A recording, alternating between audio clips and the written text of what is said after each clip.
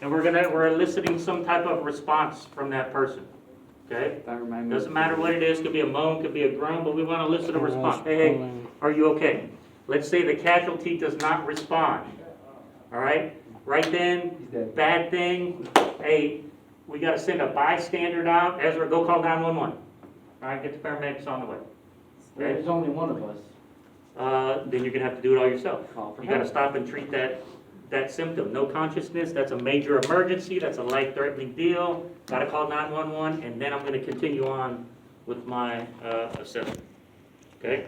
So let's say, hey, you okay? And they are conscious. Okay, that's a good thing. I won't necessarily have to call 911 right away because they passed that evaluation of being conscious. Okay? But let's say, hey man, are you okay? They respond back to me, I'm feeling kind of bad. Do I need to go on to steps 2 and 3? Yes. Do I need to check for breathing? Do I need to check for heartbeat? I do not. No. Can what? Oh, yeah.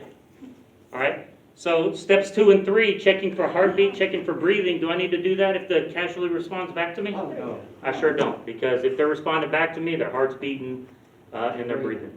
Okay? But let's say our casualty's unconscious. Hey, are you okay? No response from the casualty. Hey, Ezra, go call 911. Response from All right, so Ezra calls 911. Now I'm going to continue on with the evaluation. What's next in the evaluation? Check for bleeding. Check for bleeding or check for breathing? Breathing. All right, so I'm going to check for breathing. I'm going to do 3 things when I check for breathing, okay? Look, listen, and feel, okay? I'm going to take my ear and I'm going to put it right above his nose, turning my face to look down the body. I'm going to look for the rise and fall of the chest. I'm going to listen for breath sounds on my ear, and I'm going to feel for breath sounds on my ear, okay? So I check for breathing by look, listen, and feel. Put my head down here, looking for the rise and fall of the chest, listening for breath sounds, feeling breath sounds. Okay? So to recap, very first thing I do is what? Assess the area. Gotta make sure it's safe. Gotta make sure I'm not gonna become a casualty. Then Hey, you okay? Casualty's conscious, he's talking to me. What step number do I move on to? Sherry. Step number 4. 4. Okay? Hey, you okay? No response. Hey, that's right. Hey, somebody call 911. Okay? Now I'm checking for breathing.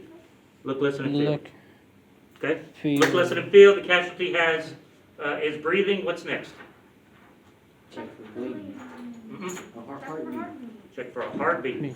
Okay? How do we check somebody for a heartbeat? How do we know if somebody's heart is Check beating? the pulse. We check for a pulse. That's the most common way. There's 2 places. check for a pulse. On the wrist and like right here. Those are 2 places. Those are not the only 2 places. So the first place you want to start is that artery right here on your neck. Everybody take your two fingers, make them really fat, and press really hard right there on the side of your neck. You'll be able to feel your heart beating. Okay? It's the same thing you're going to do to a casualty. On the same side that you're standing, you're going to put your fingers in that same spot. You should be able to feel their throat, and you should be able to feel their muscle. All right? Pressing hard, you should be able to feel their heartbeat. Okay? If the neck was inaccessible, or maybe it looks like they have a head or neck injury and you want to check in a different place, you can check down here on the wrist, on the thumb side of the wrist, same 2 fingers, on the thumb side of the wrist. You can feel a pulse. If for some reason the neck and the wrist are inaccessible, you can also check the ankle. On small people, on really small people or babies, you would actually check on the arm near the armpit. Okay? All right, so here I check the area, no dangers. Check for responsiveness, casualty is unconscious. Look, listen, and feel, check for breathing, casualty is breathing. I checked pulse, casualty does have a pulse. What's next on our assessment? Check if they're bleeding. Check if they're bleeding. When I check to see if they're bleeding, what are some of the things that I'm looking for? Blood. Blood. Stains. Okay, Dark what? colors. Scratches, Dark colors. wounds, dark colors on the clothing, Wet. All right. Wetness. wetness, all right, yep, wetness, Smell of all right, Now, those are things that I can see on top, okay?